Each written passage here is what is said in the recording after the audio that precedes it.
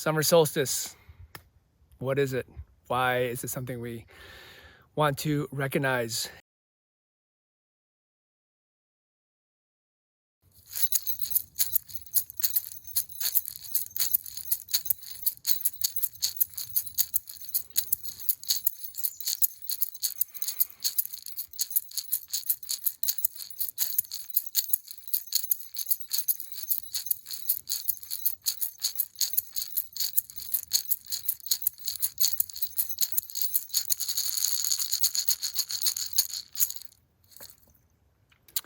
Summer solstice. What is it? Why is it something we want to recognize and acknowledge? Well, let's begin that conversation. So solstice basically breaks down into Latin, which means still, stitia, S-T-I-T-I-A, I believe is how it's actually spelled. Means still in Latin, and sol, of course, means sun.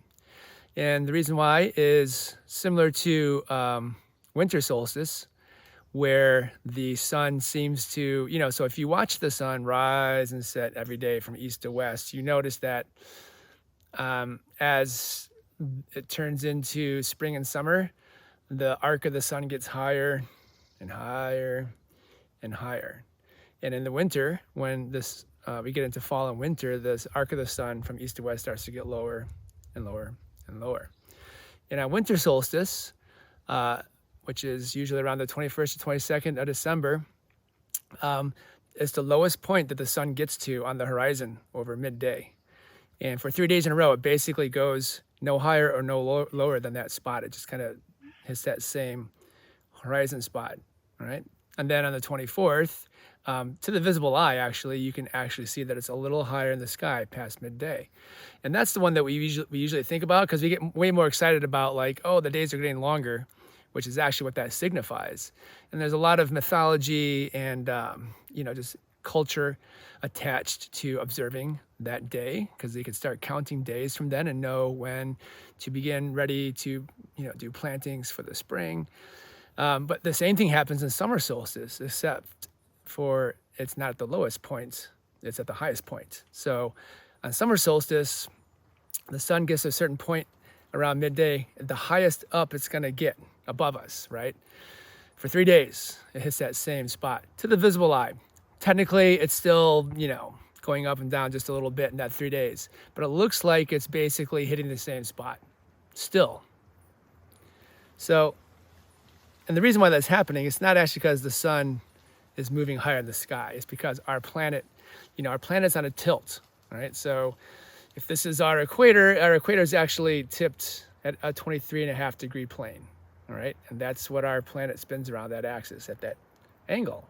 And it goes around the sun, spinning on that 23.5 degree tilt. It's actually 23.44 for you sticklers for details out there. So while we in the northern hemisphere are having our summer solstice, where the sun's at its highest point for 3 days, those in the southern solstice are having their winter. The southern hemisphere. Those who are in this, for those that are in the summer, for those that are in the southern hemisphere, it's their winter solstice, where the sun is at its lowest point in the sky at midday for 3 days. So here we are, coming around to summer solstice in the northern hemisphere. So I got some notes here in front of me, because that helps me just stay on track. So if my eyes go down, just know that's why. If you're watching on video. If you're listening, well, just know that I'm looking at notes. So yeah, we're tilted closest at summer solstice to the sun. And it's really cool that we've been able to observe enough of our surroundings and outer space to figure that out, right? So, telescopes and modern astronomy and computers aside, this is old knowledge, something we figured out just by straight up just observing, just looking. And for things that are moving so slow, like the day, the sun through the sky at day, and the seasons, which are months, you have to think about the amount of attention and discipline and stillness and patience that those folks had to watch that happen and to figure it out and to start the counting and to understand that how the seasons changed around those celestial events. It's really pretty remarkable, I think. So hats off to our ancestors who figured that out, because it was them. And I don't know who it was. They didn't keep those kind of records for us. This is pre-writing. But know that if you come from an indigenous culture, especially one that was getting into agriculture in the early days, your people knew that. Your people knew that. So you can thank them. But what's so grand about summer solstice, really, other than it's a great day for celebrating summer? Yes, there's lots of old practices and rituals and things that people do around the world to celebrate that moment. But what can we really draw from it that's going to help us in our personal day-to-day lives? How can we take this grand celestial event that's happening in our solar system, within the galaxy we live in, amongst the billions of galaxies out there, that can help us just tune in more closely for ourselves to nature, to the cycles of nature, therefore the cycles of us, because we work on cycles too. So here's what I've come up with, and I hope you find something that strikes you in it. But the first thing I wanted to talk about was balance, right? So the Earth, as we said, is not balanced in the way that we think about the equator being this like middle, horizontal line straight across. Well, we're tilted, right? The Earth is on a tilt permanently, 23.5 degrees, always. That's how it moves, on a tilt. It spins, right? It's just not this stationary object. It spins, it wobbles. Actually, we think about the Earth as being like this, pretty solid object, but such a massive, giant object that's 75% water, it actually has some wobble to it. And because it's spinning on its axis, it's actually a little compressed in the same way that, it's a beautiful day out here in the Redwoods. It's hot. I'm in Santa Cruz. It must be in the mid 80s, and I'm in the forest. So it's warm out there. And, the planet, 75% water. We're also, by body weight, 75% water. So we too, just by the nature of the fact that we're standing on this planet, we too have a tilt. And all of us have a certain bias to seeing the world in a certain way. That's our tilt. We can get spun just by ordinary daily, we never wake up and go through our day in the same way. There's something's always occurring to us differently. And we can get turned around. We wobble through our days. We wobble through our days, right? That's just the nature of humanity. And that's okay. It's by design. We're on a planet that does that. It's been doing that for millions of years. Billions, if you want to go back all the way. And so as life got created on this planet, of course, this planet is going to pass on its characteristics to the life it generates. Therefore, we too are wobbly, spinning, off kilter, unbalanced beings. That is our natural state. It's okay. So, how hard are we being on ourselves? Because I know for me and pretty much everyone I know, we're always trying to get balanced, to stop spinning around so much, to get clear and specific and in a straight line towards our goals and our dreams and our visions, and our purpose in life. That's a daily battle. We never wake up in that state, right? The whole day is just about trying to recorrect, to get back on that straight line. So, how much are we trying to adjust just ourselves to hang on to this planet that's wobbling through space? That's a big part of our day, is just trying to hang on. So can we find peace in this? Can we just go into our heart, into our soul, our mind, whatever that inner space is that we can experience? And even right now, as you're listening to this podcast, even if you're driving or you got screaming kids in the house, right now, just take a breath. Maybe close your eyes, exhale, and just feel that moment of stillness, that moment of peace. It's the one time where the planet does seem to come to a little bit of a rest, just for a brief moment. Solstice literally happens just in that moment of midday, 3 days in a row, and then it's back in motion full time. So in that same way, we can too, amidst all the busyness and moving around that's happening for us, we too, just from a simple breath, And that little pause at the top, exhale, we just get that little taste of peace. And that can be very, very, it can feel great. And just remind us that there is peace within all of that. That's something that we get to generate as humans. We have this capacity to generate. And I also like to think about, like, where do we even get the idea that life should be so even-keeled? I mean, we can create the appearance of that, and we've done a pretty good job in our world with our, vehicles and houses and buildings and internet and all these things that operate on kind of straight lines and clear math and calculations that play out exactly the way we intended to. But it's not the baseline of how this planet operates. It's not. So I often wonder, is a lot of the challenge we're experiencing in the world right now with our nations and governments and climate change and economies, how much of that is a result of us trying to linearize and systemize a planet that is not linear or systematic. It's in flux, it's dynamic. It's on cycles, right? It's on cycles. And it wobbles and spins and tilts all the way through and always will. So what would happen if we spent a little time just feeling into that it's okay. It's okay. And we can find peace. If we can find ourselves in that cycle, if we can find ourselves tuning into the way the seasons change and the way the day starts and the way the day ends, can we start to experience some of that in-breath and out-breath in just a cyclic manner of in and out, up and down, sunrise, sunset, winter solstice, summer solstice. And knowing that those things are always something we can count on. And in that rhythm and in that cycle, we can find peace amongst all the wobbly, spinny, tilty stuff we're going through on a day-to-day level. Stillness. Let's talk about stillness for a minute. So when we're still, when we bring our bodies to stillness in a meditation or in a relaxation or even in front of the TV or a movie,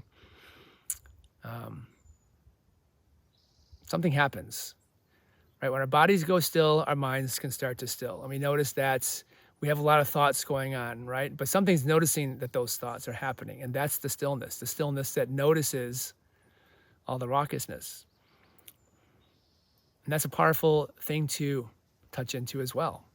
When we can tap into that sense of stillness that we have, when we get our bodies still and our minds still, there's some recognition and assessments we're able to make from a place of more observing as opposed to the subjectivity of, thinking that it's all about how we do it in our lives and the choices we make.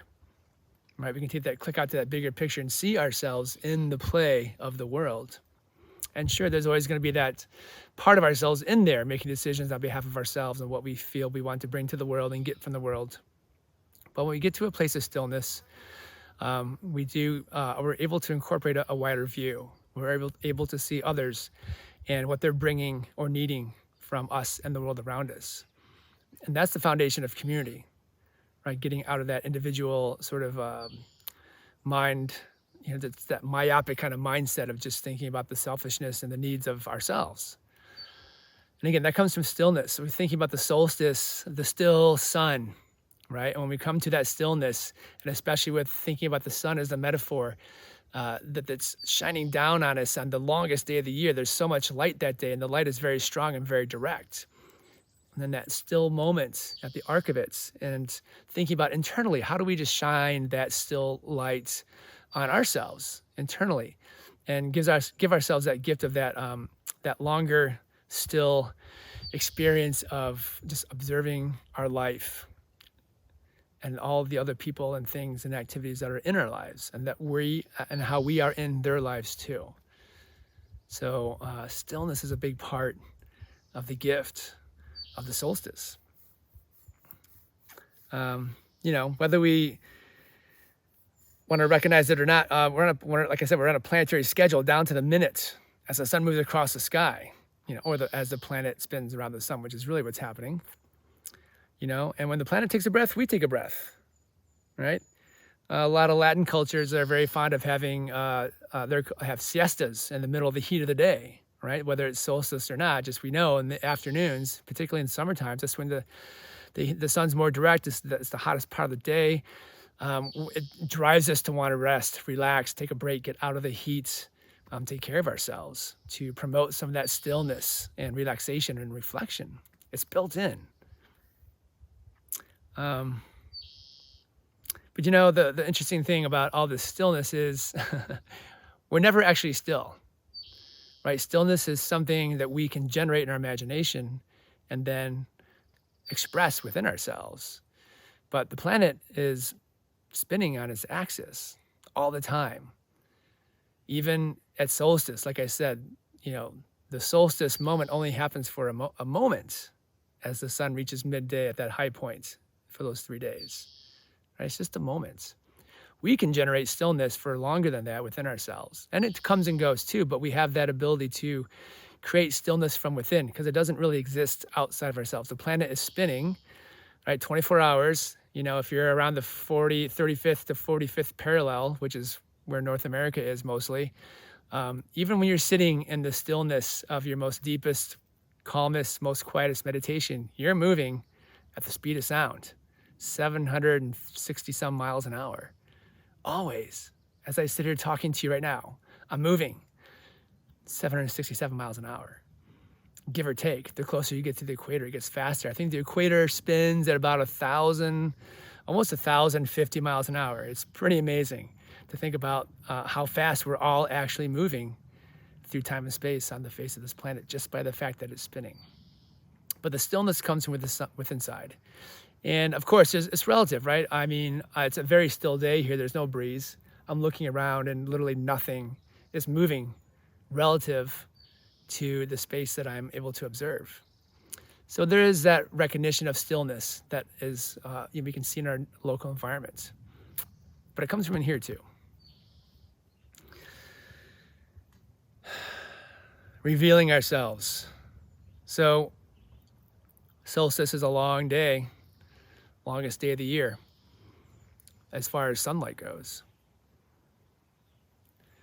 And light is very powerful. We use it in a lot of metaphors. When it's summertime, we tend to wear less clothing. It's so hot. We're wearing shorts, tank tops, going shirtless, going naked if you're skinny dipping in a swimming hole. It's a time to reveal. A lot of revealing is going on in the summer, right? Which is really what summer solstice marks. It's the beginning of summer and this time of things coming fully out, things being fully unprotected. So again, for us, it's just noticing that our bodies, we do that with our bodies, we expose our skin. Our skin is very sensitive. It's very durable, but it's very sensitive. And we want to get sun on it, right? We want to get out of the heat. We want to get some of that vitamin D. It feels good, right? It's also the time now we're just coming out of spring. So all of life, just the animal worlds, all the babies that have been kind of huddled up in the den or couldn't quite see yet or didn't really have their feet or their fur or their feathers, they're coming out. They're revealing themselves. They're fledging the nest. They're coming out of the burrows and learning to hunt alongside their parents. They're doing all these scary things for the first time, this revelation of their vulnerable selves. Right? That happens as we get into the summer months, as the days are long and the sun is bright and we see all that. And so I want to encourage you to just think about this. What else can we reveal? Not just in the physical exterior world, but within ourselves. What vulnerabilities and what shadows that get diminished in the summer solstice with that direct long light. Like when the sun's that direct overhead, there's not a lot of long shadows in the middle of the day. They're very, very minimized. And so thinking about that metaphor of can I use this time of year with the long days and the direct sun to shine light in all the nooks and crannies that have been dormant and dark for the winter months and even into the spring until the sun got to its full height. The flash of the flower has faded for spring. The blooms are falling off the fruit trees. And it's time to commit to what we can bring to fruition. Right? Where it's planting seeds is a little too late now in that sense. And while there's a good cliche about not putting all your eggs in one basket, there's just some eggs left now after the spring, and they need to go in one basket. We need to collect what we have and fully just take care of them and know that these are the months where we have to bring our best to shepherd and usher all the vision and plans and healing we had intended for ourselves this year out into the light, out into that beautiful brightness that just reveals it all and lets us be seen. Not only that we can see ourselves more clearly when we choose to be vulnerable and reveal ourselves, but that others can see us and we can see others. And we become mirrors for each other in that way, to really just peer inside with that bright light and look into each other's eyes, into each other's hearts, and see the pureness of the humans that we are. I think that's why summer is so full of celebrations. You know, we're not wearing a lot of clothes, short sleeves, shorts, all that stuff, flip-flops, you know, and just by the you know, I mean, I don't know how it is for you out there, but I know for me, when I'm wearing less clothes, I just feel more vulnerable. You know, if I'm out at the beach, I don't have a shirt on and somebody comes up and want to hug me and say hello, I'm just conscious that we're putting skin on skin. It's very, very vulnerable and very, very acutely brings me to the forefront of my presence and consciousness and who I am and how I'm putting myself into the world right now. So to me, that's a really big gift of something that summer can invoke for us, is a time of, you know, we think about winter and the darkness as being a time to ruminate and do introspection. But and that's going inwards, right? But in a sense, we're taking our inward self at this time of year and we're bringing it out into the light. We're expressing it outwards. So we can think of it that way with revealing ourselves. And then I want to talk about tending our investments and trusting the phenomena of growth, right? So again, you know, we plant in the spring when the old time agricultural people would detect winter solstice, that 3 days if the sun was sitting low on the horizon at midday, they would start counting days from there. And they knew that about, 90 or so days, depending on where they were in the world, it was time to start putting seeds in, because the frost was going to stop, or the ground wasn't going to freeze up again after a certain point, and it would be a good time to plant, and that would give things enough time to come to grow and produce and be able to be harvested before it got cold again. So again, just in the metaphor of this, we've planted our seeds already, right? We're halfway through the year, and we've started the new year with our resolutions and our visions and our ideas and our expectations of what was to come. And now here we are, where the planting season is over. Now it's all about tending, right? And having that commitment and that discipline to see the things through that we've put into motion. Summer is a time that marks the potential for growth. So are we scrambling to get more seeds in right now? It's too late for that. It's too late for that. I mean, it's not. You can. But you're abandoning time, energy, and efforts that can go to the seeds that are already well in the ground and put a root down. So yeah, playtime's over in a sense. I mean, summer's a great time to play, but the way I look at it in that sense is it's a different kind of play. It's work play. It's really investing ourselves into the fullness of what we can generate, because it's going to take our direct interaction. When you plant a seed, there's a time of just kind of like waiting, and there's lots of time for play in that sense, where we're not on the clock. But if you've ever grown food for yourself, you'll know that as soon as things take root and as summer hits and things really start growing, you got to be in the garden a lot. You're weeding, you're tending, you're cutting back, you're eradicating unwanted insects and other things. You got to be paying attention to it, because it'll overgrow or get eaten down by a wayward deer like that. So it's a different kind of play. It's an interactive play where we're experimenting and exploring how to get the most out of what we've set our seeds into for the year.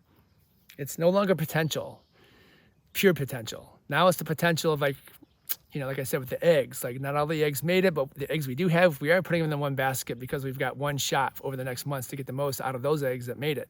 Those plants that got a root down and a sprout up and flowered, and now they're starting to grow fruit, the food that nourishes us. everything grows.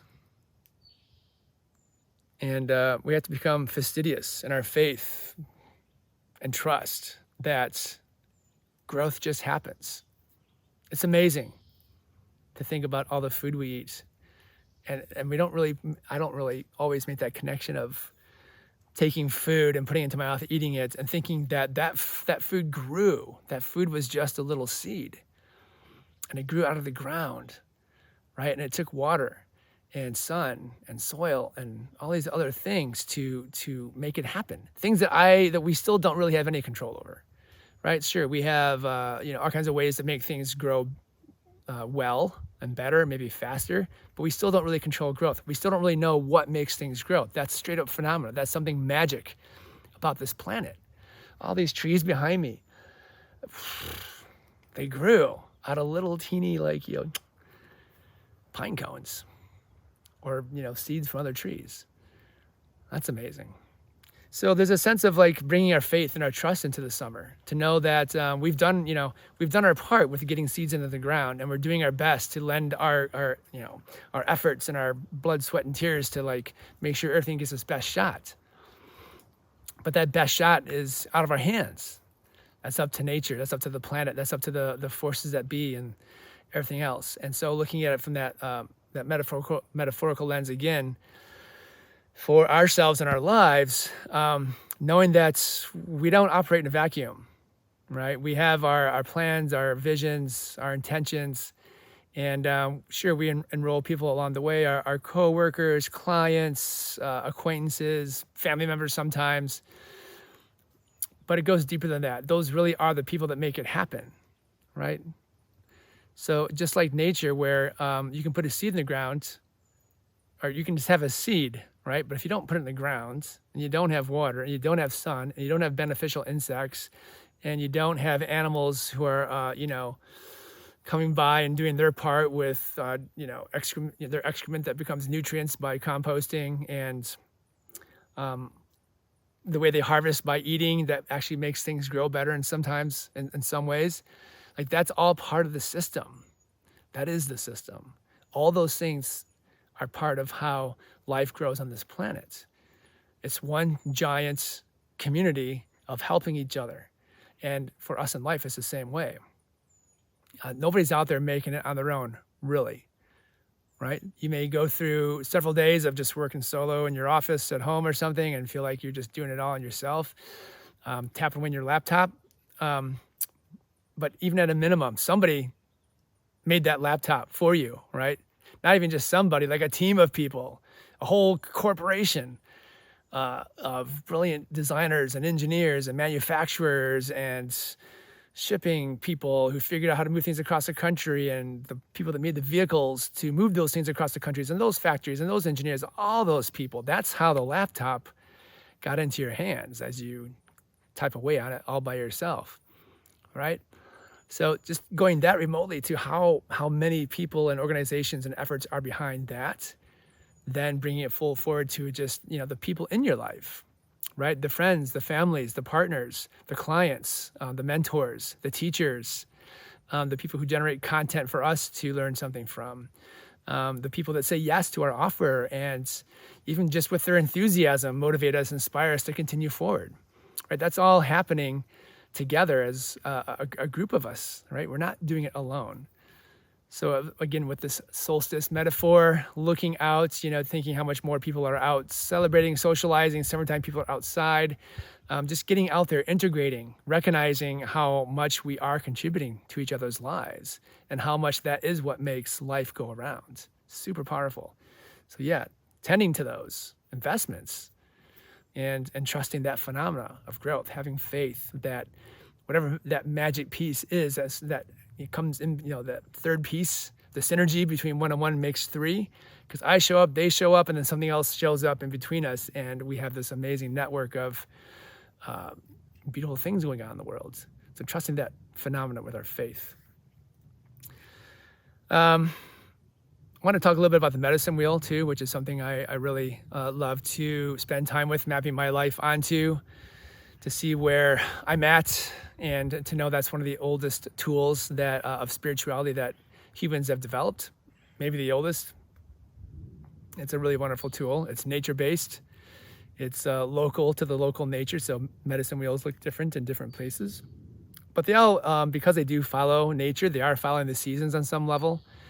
And in at least the North American and most Northern Hemisphere, anytime you find a wheel, particularly in North America with Native American tribes, typically the summer is in the south, right?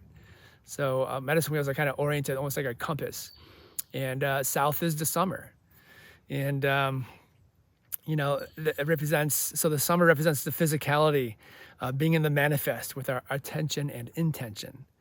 It's a time to revel in the childlike joy of watching growth happen and potentials beginning to realize, right? So kind of tapping back into that, the phenomena of life and tending to that garden, getting out there and knocking back the weeds or adding some compost. All these parts that require our physical interaction to get out there and be a part of it, to be in it, to be in our bodies, to be in the celebration and the joy of like, isn't it amazing that we get to do this, and the magic. The South, the element of the South is, the four elements are earth, air, wind, fire. Earth, air,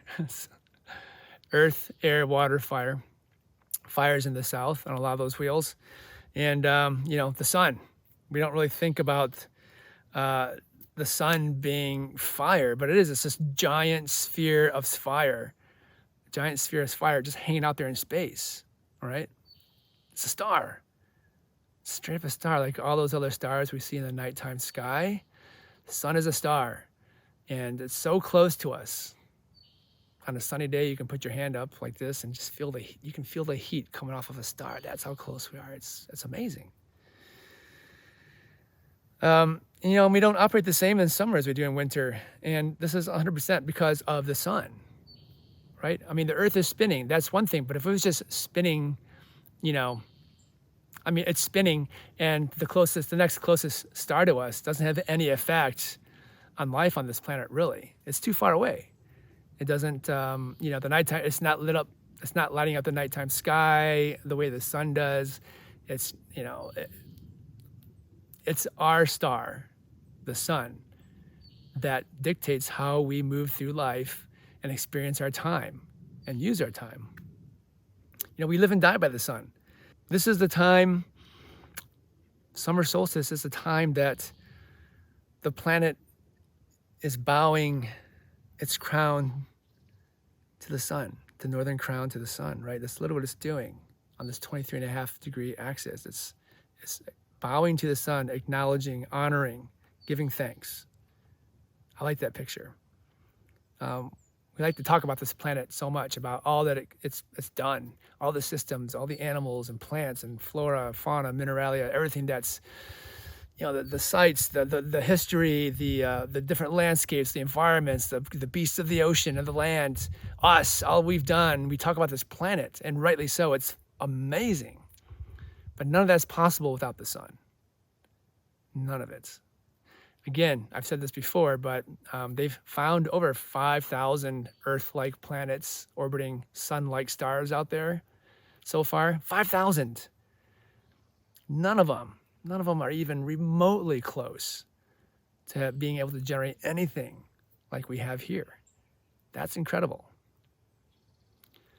And it's because of the way that, our distance to the sun, it's just that perfect little distance that created all this.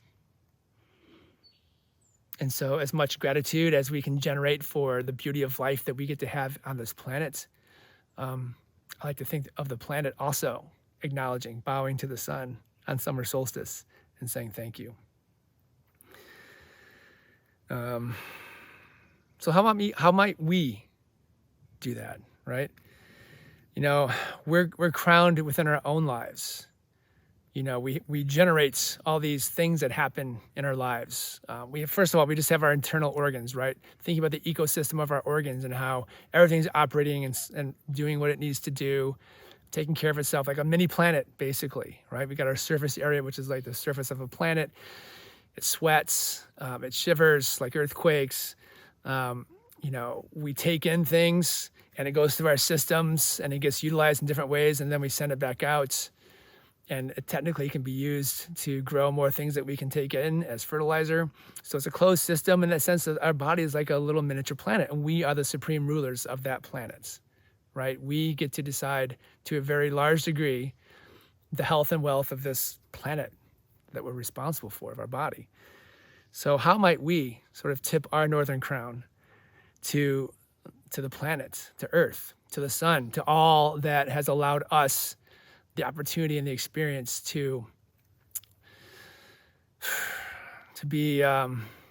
have the opportunity to enjoy life this way, to experience life this way, to have a body and to care for this body and to learn what this body is capable of and all the bodies around us.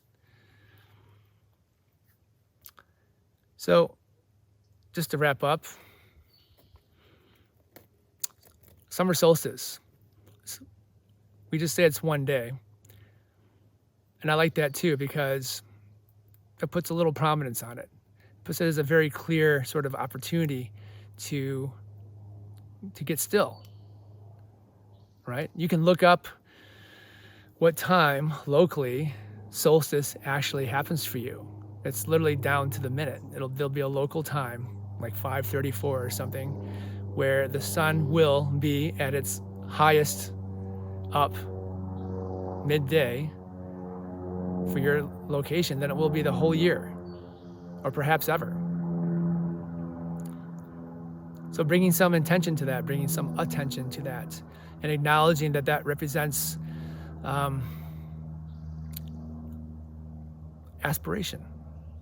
Something, we're all reaching for something. If we're on this planet, we're reaching for something. Even if you're going through the worst of times right now, you're still reaching for something better than the worst of times. And the sun is such a easy thing to connect with because it's always out there. Even on a cloudy day, it's sun's out, right? On a sunny day, it's even easier. Can't even look at it, it's so bright. But knowing that as the sun's rising towards solstice, we can think of our aspirations, our life aspirations as rising too. And also acknowledging that we're only going to get to a certain point, all right? Dreams are dreams and their full potential. It's like putting that seed in at spring. But the azimuth, the highest point of summer solstice, it's not going to go any higher than that. And there is a limit to what we are capable of.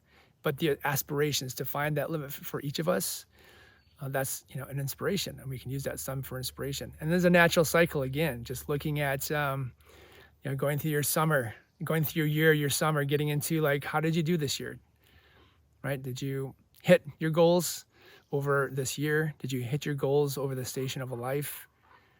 When you get to be an old elderly person, you can still be looking at the sun on any given summer solstice and just thinking about, did you hit your goals in your life on that special day? So that's one way to celebrate it, is just to get out there on the solstice day and to spend that moment of the height of summer solstice wherever you are, and just acknowledge, like, yeah, this is it. This is the heights. This is the highest of the highest moments. You can even do things like just put your hands out and just feel that heat. Feel that heat. You can look up towards it, squint your eyes, maybe put on some really heavy sunglasses. Don't stare directly at the sun. But just give yourself a sense of like how magnanimous that light is, how powerful the light is. So powerful that we can't even take it in directly. That's how powerful it is. You can go out for the night before solstice and watch the sun set. And give a moment to the end of spring, because that's really what's happening. The end of spring, the end of full potential for the year, is that last sunset before solstice. You can organize a hike with some friends. Go for a sunrise hike or a sunrise or a sunset hike on the day of solstice, and really just take in that sun rising, our planet spinning 760 miles an hour. And welcome in that full potential is over for the year, and now it's getting to the task of maximizing the potential that's available to us, to putting our full discipline, our full excitement, our full enthusiasm and inspiration and dedication into the rest of our year, into the rest of our lives.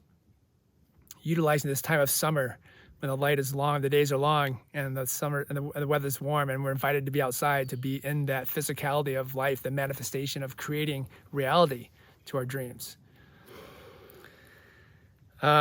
If you have connection to your heritage, whatever your ancestry is, you can, talk to your parents, talk to your grandparents, talk to your great-grandparents if they're still around. Find out, how did your people celebrate the solstice? What did you do? There's all kinds of ways out there, rituals and celebrations. If you don't have any connection to your heritage and don't really have access, your parents don't remember, no one else does, research it, right? Research your name and just jump on the web and find out what people were doing in that part of the world to celebrate the coming of the solstice. So there's all kinds of ways to honor and celebrate that day. And then I hope you got something out of just understanding how we can actually use nature and the events of nature, either things that are happening on the earth around us or the celestial events like the solstices and equinoxes, to live our lives according to the natural cycles of everything that sustains us. I really believe that's how we function best. And while it's amazing to be in this time where we're getting to create so many different things that enrich and,